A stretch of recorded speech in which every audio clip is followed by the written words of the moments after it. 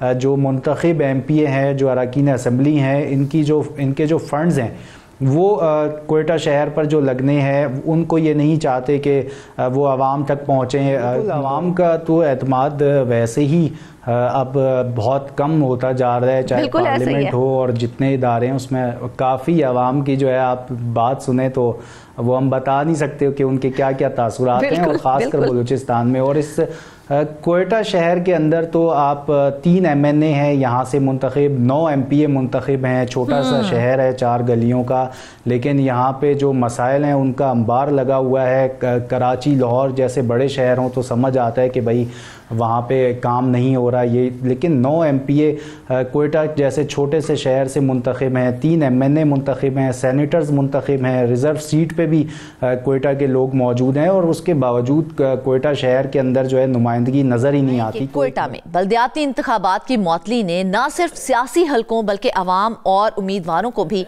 तशवीश में मुब्तला कर दिया है। 172 यूनियन कौंसल्स, 641 वार्ड्स, हजारों उम्मीदवार और करोड़ों रुपए की इंतखाबी मुहिम, सब कुछ तैयार था, मगर पोलिंग से ऐन कबल इलेक्शन मुलतवी कर दिया गया। सवाल यह है कि क्या ये फैसला आईनी ज़रूरत था या फिर सियासी मजबूरी थी। आज के प्रोग्राम में हम इन्हीं सवालात का फैक्ट्स और लॉजिक की बुनियाद पर जायजा लेंगे। हमें ज्वाइन किया है नुमाइंदा कोयटा गजनफर ने। गजनफर, सबसे पहला सवाल मेरा यही बनता है कि इलेक्शन कमीशन तमाम मराहिल को मुकम्मल कर चुका था, तो ऐन पोलिंग से पहले इलेक्शन को पोस्टपोन करने की क्या मजबूरी पेश आई थी? जी बिल्कुल, इसका अगर मैं बैकग्राउंड आपको बताऊं तो ऐसा है कि कोयटा में तकरीबन 11 साल से बल्दियाती इंतखाबात नहीं हुए। अब जब ये इंतखाबात की अनाउंसमेंट हुई तो काफ़ी लोग खुश हुए, जो कोयटा के शहरी हैं वो ज़्यादा खुश हुए। उन्होंने कहा कि अब जो है हमारे जो लोकल सतह के मसाइल हैं वो घर की दहलीज़ पर हल हो सकेंगे, और जो अवामी तासुर था इलेक्शन के हवाले से वो बहुत पॉजिटिव था। इलेक्शन कमीशन ने तमाम मराहिल इसमें मुकम्मल कर लिए थे तकरीबन, और फिर 28 दिसंबर को पोलिंग होना थी और इंतखाबात होना थे। इसी सिलसिले में इंतखाबी निशानों की जो है अलाटमेंट भी हो चुकी थी जो उम्मीदवार हैं उन्हें, और उन्होंने काफ़ी अखराजात भी कर लिए थे, बैनर वगैरह लग गए और पोस्टर्स बंटना शुरू हो गए थे। कैंपेन कॉर्नर मीटिंग्स का जैसे ही इनेकाद शुरू हुआ है तो इसी दौरान जो है वफाकी आईनी अदालत का फ़ैसला आया जिसमें इलेक्शन को मुलतवी किया गया है, और ये पटिशन दायर की गई थी अब्दुल कादिर नामी शहरी की जानिब से, और उसमें सेनेटर कामरान मुर्तज़ा हैं जिनका ताल्लुक़ जमीयत उलमा इस्लाम से है। Senator Kamran Murtaza senior advocate हैं, वो वकील थे इस पटिशन के, और उन्होंने जो है आईनी अदालत में अपने जो दलाइल थे वो सामने रखे, जिसकी बुनियाद पर आईनी अदालत ने ये इलेक्शन मुलतवी किए। और इसमें जो उन्होंने मौक़िफ़ रखा था वो ये था कि जो हल्का बंदियाँ हुई हैं उस पर भी काफ़ी एतराज़ात हैं, और ये जल्दबाजी में इलेक्शन कराए जा रहे हैं, इनकी जो तैयारी है उस तरह से है नहीं। और दूसरा जो एक गवर्नमेंट का भी ये मौक़िफ़ है वो ये है कि कोयटा, या इसका टाइम मुख्तस था कि इस टाइम पे होंगे ये? देखें, ये 3-4 महीने से ये चल रहा था मामला कि बल्दियाती इंतखाबात होने इस हवाले से बलूचिस्तान हाई कोर्ट में भी पटिशन दायर हुई थी, और ये पटिशन जो है बलूचिस्तान गवर्नमेंट की जो इत्तेहादी जमातें हैं और जो बलूचिस्तान गवर्नमेंट की है इत्तेहादी जमातें जिनमें पीपल्स पार्टी, नून लीग, इसके अलावा ANP और दीगर जो जमातें शामिल हैं, इनकी तरफ से ये पटिशन हाई कोर्ट में भी गई थी। और वज़ीर आला बलूचिस्तान सरफराज बुगटी का भी अपना ये मौक़िफ़ था कि क्योंकि कोयटा के हालात भी इस तरह के हैं, सिक्योरिटी का भी एक मसला है, और दूसरा जो मसला बताया जा रहा था जो हाई कोर्ट में दलील रखी गई थी वो ये थी कि कोयटा के में जब सर्दी शुरू होती है तो यहाँ के जो शहरी हैं वो फिर छुट्टियों पर चले जाते हैं, क्योंकि दिसंबर का महीना है, स्कूलों की छुट्टियां हुई हैं। ज़्यादातर जो कोयटा के रहने वाले लोग हैं और जो बिजनेसमैन हैं ख़ासकर, वो भी यहाँ से चले जाते हैं ज़्यादातर सिंध की तरफ, पंजाब की तरफ, गर्म इलाकों की तरफ। तो जिसकी वजह से जो है एक तो टर्न आउट उनका मौक़िफ़ था कि वो बेहतर नहीं होगा और इलेक्शन उस तरह से हो नहीं सकेंगे, और इसके अलावा जो इत्तेहादी जमातें हैं उनका ये मौक़िफ़ था कि जो वार्ड्स बनाए गए हैं या यूनियन कौंसल जो की गई हैं उसमें काफ़ी बेज़ाब्तियाँ हैं। कई वार्ड्स ऐसे हैं जहाँ पर सिर्फ 200-300 वोट्स का इंदराज है, और उसी के साथ जो वार्ड है उसमें 5000-6000 तक वोटर्स की तादाद मौजूद है। तो जो हल्का बंदियाँ ये जो मौक़िफ़ में वजूहात आप बता रहे हैं, क्या ये बात दुरुस्त नहीं है कि मौसम, सिक्योरिटी और आवाम की अदम मौजूदगी जैसे खदशात जो हैं वो तो पहले दिन से मालूम थे? अगर पहले दिन से मालूम थे तो फिर टाइमिंग पर सवाल क्यों नहीं उठाया जाएगा?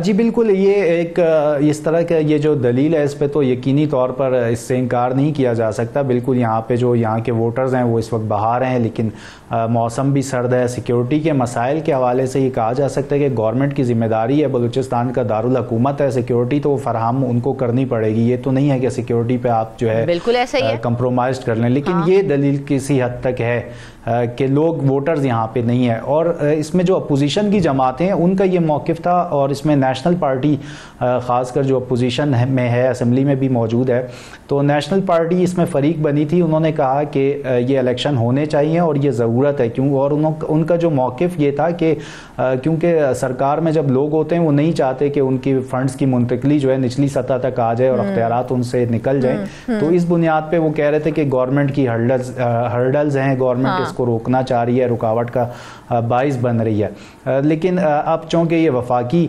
अदालत ने जो है मुलतवी कर दी है, तो हाई कोर्ट में जो केस चल रहा है उस पर अभी तक वो केस भी मुलतवी था, उसकी भी आगे समाअत थी, लेकिन चूँकि वफाकी अदालत का फैसला आ चुका है, अब उसी बुनियाद पर ये इलेक्शन अभी मुलतवी हुए हैं। ताहम इससे पहले भी जो है इलेक्शन कमीशन को इस पर अपील दी गई थी कि वो जो इंतखाबात हैं इसको रोके, ताहम इलेक्शन कमीशन ने जो है वो अपील रिजेक्ट कर दी थी इससे पहले। अच्छा गजनफर, एक और बड़ा अहम नुक्ता है इसमें, वो ये है कि क्या आईनी अदालत का ये फैसला डेमोक्रेटिक प्रोसेस को मजबूत करता है या फिर कमजोर करता है? आपको क्या लगता है?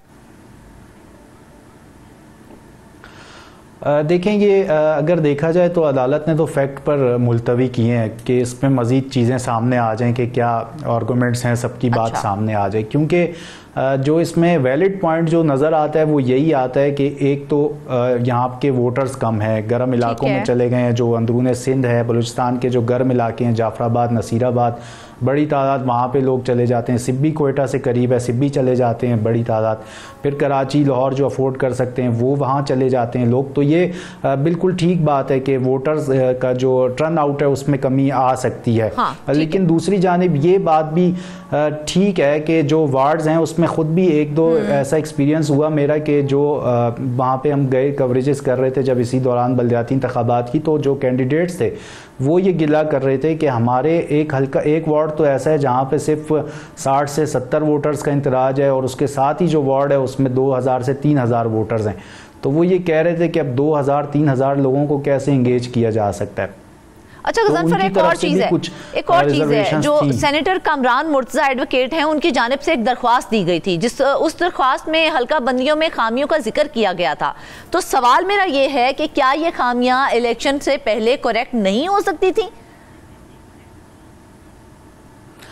देखें, इसमें जो डिपार्टमेंट्स की कोऑर्डिनेशन है ना, वो तो एक पूरे मुल्क का ही मसला है और बलूचिस्तान में ये काफ़ी ज़्यादा गंभीर मसला है। तो इलेक्शन कमीशन ने जब DRO ऑफिस बनाया, DC ऑफिस बनाया, तो DC ऑफिस के जो अपने मामलात थे जहाँ पे लोकल डोमिसाइल बनते हैं और जो ADC के अख्तियारात के काम है वो सब भी इस दौरान रुक गए। वो तमाम चीज़ें रुकी हुई थी। DC ऑफिस में जो लोग आ रहे थे उन्हें काफ़ी परेशानी हो रही थी, और जो डिप्टी कमिश्नर हैं, एडिशनल कमिश्नर हैं, वो इन्हीं हल्का बंदियों में और इन्हीं चीज़ों में जाँच पड़ताल, कागजात इन चीज़ों में थे। तो इतना टाइम पीरियड ज़ाया हुआ सिर्फ कोऑर्डिनेशन ना होने की वजह से।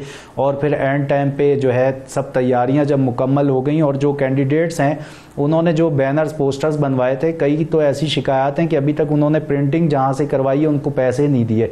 अब जो लॉस हो गया, वो जो प्रिंटिंग करने वाले लोग हैं वो बेचारे अपने पैसों के लिए आगे पीछे हो रहे हैं कि भाई हमारे पैसे तो आप हमें दे दो, तो उनके पैसे भी रुक चुके हैं। काफ़ी मतलब लोगों को इसमें नुकसान हुआ है। और जो इलेक्शन कमीशन ने अपनी जो उनकी तैयारी थी जिसमें उन्होंने पूरे मामले को गजनफर अगर मद्देनजर रखा जाए ना, तो हमने ये भी देखा है कि मुख्तलिफ डिपार्टमेंट्स के साथ मीटिंग हुई और फिर काफ़ी इंगेजमेंट्स चलती रही इलेक्शन कमीशन के ऑफिस के अंदर, मुख्तलिफ वफ्द से मुलाकात और ये वो इस तरह के जो उनके अपने अखराजात भी इसमें हुए। अब ये तमाम चीज़ें तो यहाँ पे आके रुक गई कि इसी बुनियाद पे कि इलेक्शन का टाइम पीरियड जो है ये ठीक नहीं है इस हवाले से। अच्छा गजनफर, इस सारी सूरत हाल को, इस मुद्दे को अगर मद्देनजर रखा जाए ना, तो हमने ये भी देखा है कि हुकूमती जमातें खुद बलोचिस्तान हाई कोर्ट भी गई हैं। तो क्या ये कहना दुरुस्त होगा कि ये एक पॉलिटिकल प्रेशर मूव थी? जी बिल्कुल। एक तो जब गवर्नमेंट ख़ुद फरीक बन रही है तो यकीनी तौर पर सवालात उठते हैं। बेशक अगर हुकूमत की नीयत साफ़ भी हो, लेकिन आम आवाम यही समझती है कि शायद इसमें कोई गवर्नमेंट का बेनिफिट है या हुकूमत में जो लोग बैठे हैं इनका बेनिफिट है। तो एक आम तासुर जो आवाम में पाया जाता है वो ये है कि जो मुंतखब MP हैं, जो अरकान असम्बली हैं, इनके जो फ़ंड्स हैं वो कोयटा शहर पर जो लगने हैं, उनको ये नहीं चाहते कि वो आवाम तक पहुँचें बल्दियाती नुमाइंदों के ज़रिए। वो चाहते हैं कि ये पावर जो है वो उन तक महदूद रहे। तो ये एक अवामी तासुर है कि इनका ये बेनिफिट लोग समझते हैं कि इसमें इनका बेनिफिट है। लेकिन जो बेसिक गवर्नमेंट की जो राय है, जो लोग हैं वो ये कहते हैं कि हम ये चाहते हैं कि जो मुंतखब नुमाइंदे हैं वो चाहते हैं कि हमारे अलायंस के लोग जीतें, क्योंकि हर सियासतदान चाहता है कि उसकी पावर रहे, स्ट्रीट पावर रहे। क्योंकि जो है बल्दियाती इंतखाबात तो स्ट्रीट पावर हैं। हर सियासी जमात की कोशिश है हमारे ज़्यादा से ज़्यादा काउंसलर्स हों, नुमाइंदे मौजूद हों। तो इसी वजह से ये कहते हैं कि अगर अभी इलेक्शन हुए तो हमारे वोटर्स जो है वो शहर से बाहर हैं, काफ़ी वोटर्स यहाँ पे मौजूद नहीं है, तो उस तरह से इंतखाबात नहीं होंगे जिस तरह टर्न आउट आना चाहिए। ये पावर कंट्रोल तो हर बंदा चाहता है, लेकिन सबसे अहम चीज जो है वो ये है कि 3721 उम्मीदवार थे, जिनमें से हमने देखा है कि बेशतर जो थे वो लाखों रुपए अपनी कैंपेन्स पर खर्च कर चुके थे। तो क्या उनका जो माली नुकसान हुआ है उसकी कोई जिम्मेदारी लेगा या उनका वो माली नुकसान कोई भरेगा?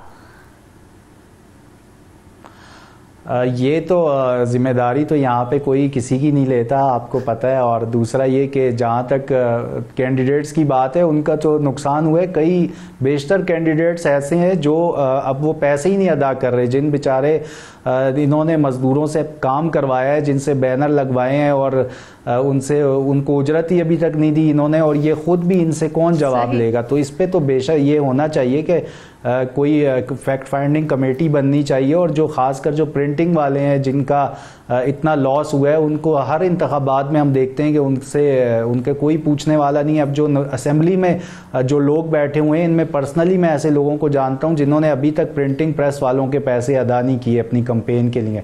अब तक जो है उनके पैसे इन पर पेंडिंग है, तो इनसे तो कोई पूछ-गूछ करने वाला है नहीं। और जहां तक बल्दियाती इंतखाबात की बात है, तो देखिए कोयटा के अंदर और पूरे बलूचिस्तान के अंदर लीडरशिप का इंतहाई फुकदान है। यहाँ पे हमें लीडर नहीं नज़र आता कि कोई लीडर है वो किसी को लीड करे। सियासतदान मौजूद हैं, उनकी अपनी एक हल्का है, उनके अपने एक अहबाब हैं, हर किसी कम्युनिटी में जो है लोग डिवाइड हैं। लेकिन जो बल्दियाती इंतखाबात हैं वो इसकी अहम ज़रूरत है कि जो बल्दियाती इंतखाबात हैं वो होने चाहिए बलूचिस्तान में, ताकि जो कम्युनिटी है वो इंगेज होगी। तो ये जो स्ट्रीट क्राइम्स है, इसके अलावा जो दहशतगर्दी के मामलात हैं, मुलतवी होने से शायद गवर्नमेंट को तो उस तरह से इफेक्ट ना हो, लेकिन जाहिर है उम्मीदवार तो इससे इफेक्ट लाजमी होंगे। ये तो एक चीज हो गई, ठीक है, उम्मीदवारों का जो माली नुकसान हुआ वो भी एक तरफ, लेकिन क्या इलेक्शन का यूं अचानक से मुलतवी होना निचली सतह के लोकल गवर्नमेंट सिस्टम पर अवाम के एतमाद को मुतासिर नहीं करेगा क्या?